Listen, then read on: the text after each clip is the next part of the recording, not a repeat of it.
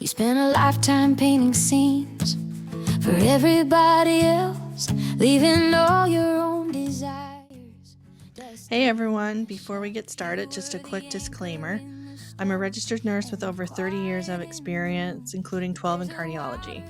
But nothing in this video is medical advice, a diagnosis, or a treatment plan. This is just me sharing what's worked for me personally and some general info I've learned along the way.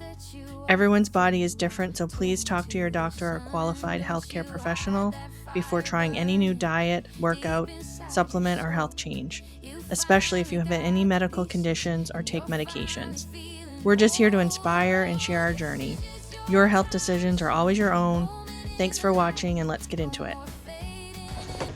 Hello everybody, this is Jacki with Midlife Restorations doing a solo episode because I'm going to talk about women's heart health. Can't believe it's almost the end of February, and February is Women's Heart Month. So, heart disease, believe it or not, is the leading cause of death in women over 20.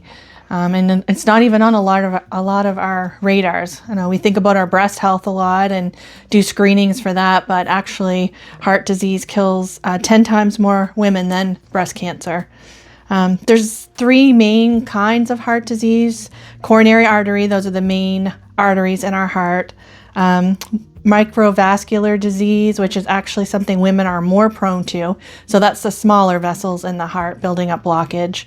And then there's a syndrome called broken heart syndrome, which is a kind of like a temporary heart failure induced by an extremely stressful situation. And I have seen that multiple times throughout my career as a nurse. I worked in cardiology for 12 plus years, and we did see that fairly often. One thing I did want to bring up is symptoms. So symptoms of heart disease are very different for women than they are for men. With men, a lot of times it's a crushing, substernal type of chest pain, very easy to recognize. With women, they can be so much more vague. So a fatigue can be a sign.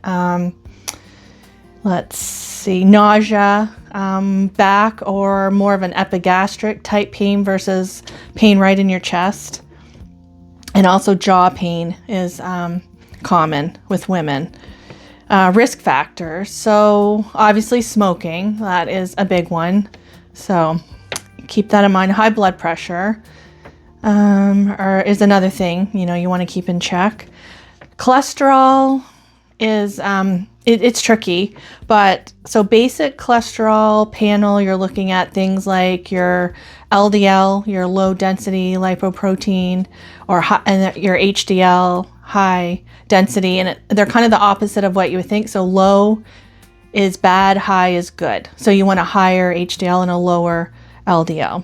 Now the thing with LDL, that's just kind of a basic measurement of the total amount, but there is a more there's a better predictor of that if you do another component called ApoB. So that actually measures the particles of LDL that are more prone to cause plaque. And these are smaller, denser particles. Think of it like kind of as a golf ball ability to, if you threw a golf ball at something, it would probably puncture a hole in it.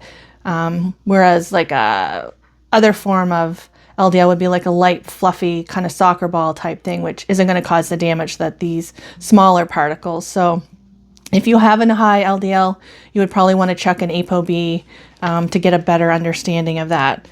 Triglycerides are something you should be aware of. You should keep an eye on. You would want them under 150, ideally. And you want to keep your HDL over 40. So just to kind of give you guys some backstory on me. So 2 years ago, I was probably 70, 80 pounds heavier than I am now. I did have an LDL of 160, so pretty high. Currently it's 119. Guidelines generally recommend your LDL be under 100.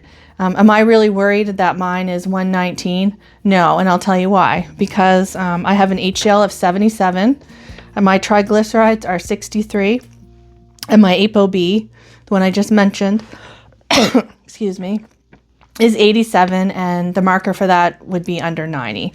And David and I are both eat a pretty high protein. We get most of our protein from animal sources. So I'm probably always somebody that's going to run a little high on my LDL. And as long as these other markers are stable, I'm okay with that. Now, maybe that's not the case for you and you would want to, get your LDL lower. But you gotta do your research. You gotta kind of know what works for you. Another big risk factor, obviously, is obesity, diabetes, insulin resistant, and just general poor metabolic health, kind of one big group there. So how do you measure obesity? A good measurement is your waist circumference. For women, if we're over 35, that puts us in the obese category.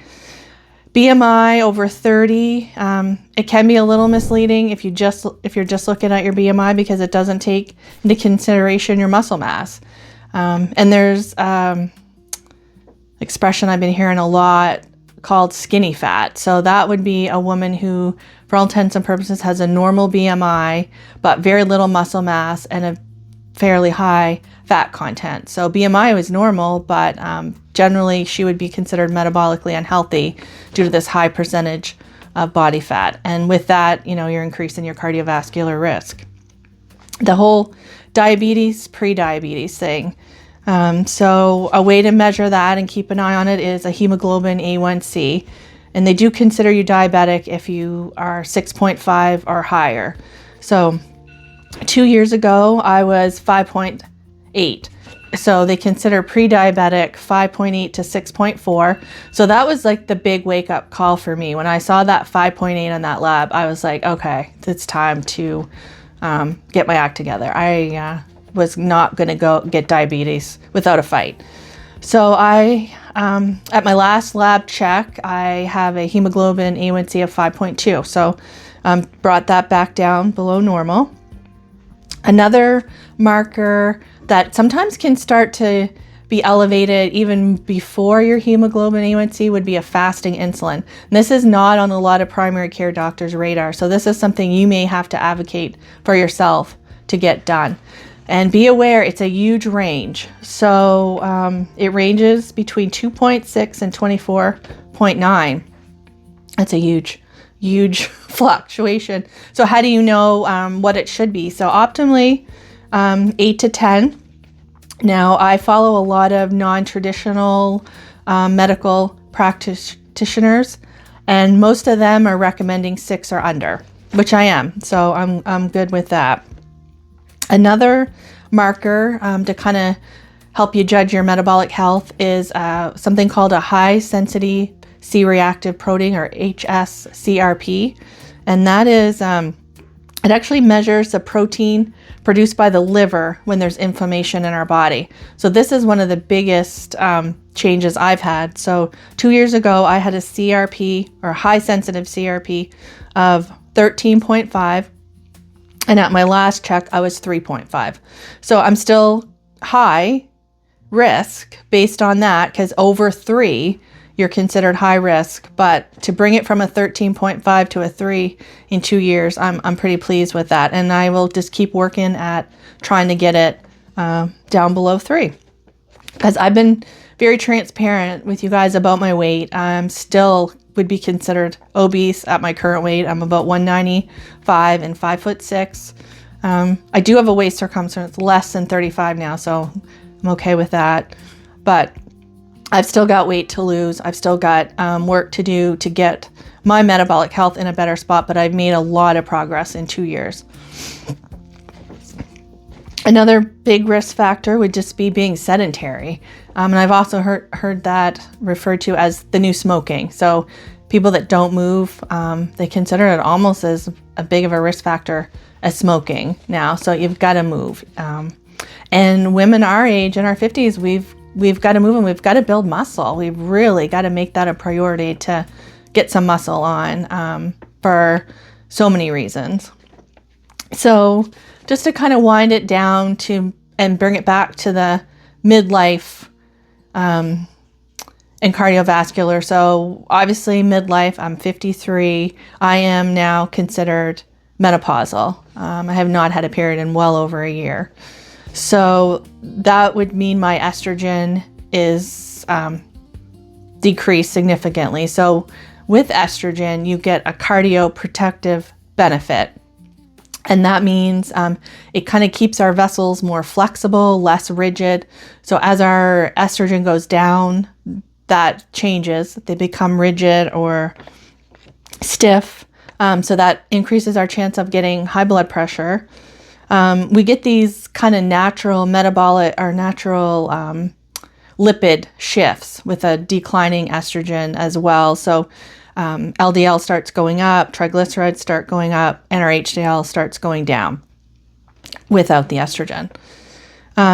Another thing with loss of estrogen is our body will just tend to store fat around our midsections, and that's that visceral fat that is extremely high in inflammation and increases your risk of having poor metabolic health, thus cardiovascular disease.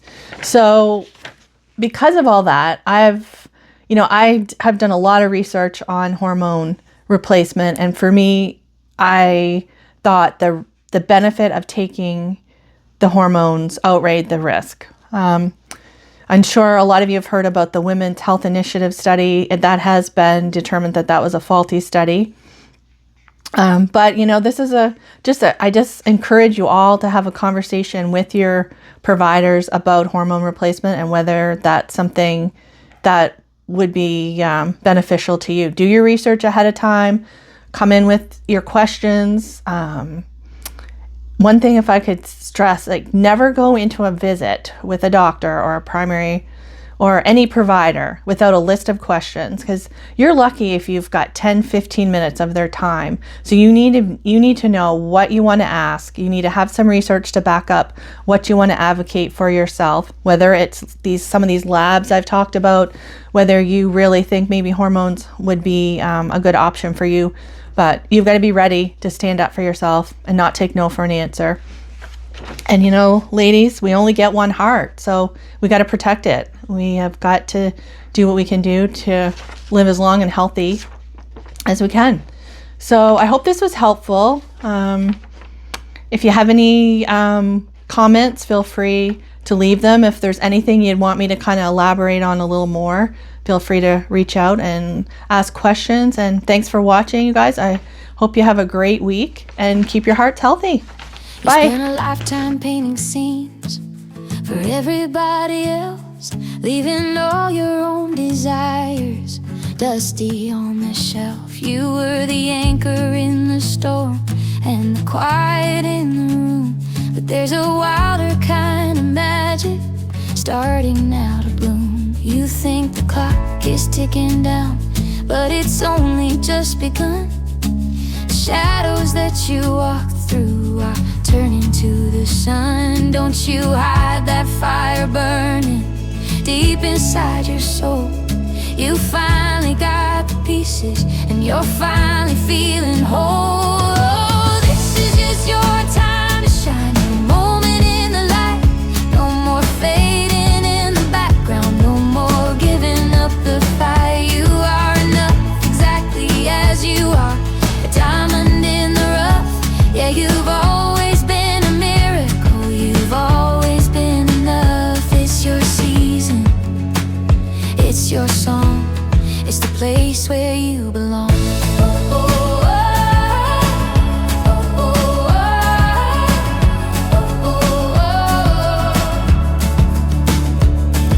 The silver in your hair is just a map of where you've been. Every line upon your face is a battle you didn't let win. Now the children have grown tall and the house is feeling still. You can hear your own heart beating with a brand new kind of will. Pick that banjo up and play it, let the rhythm find your feet. There is beauty in the wisdom, there is power in the sweet. Life is more than just a duty, more than just a heavy debt. You haven't seen the best of what this world has offered yet.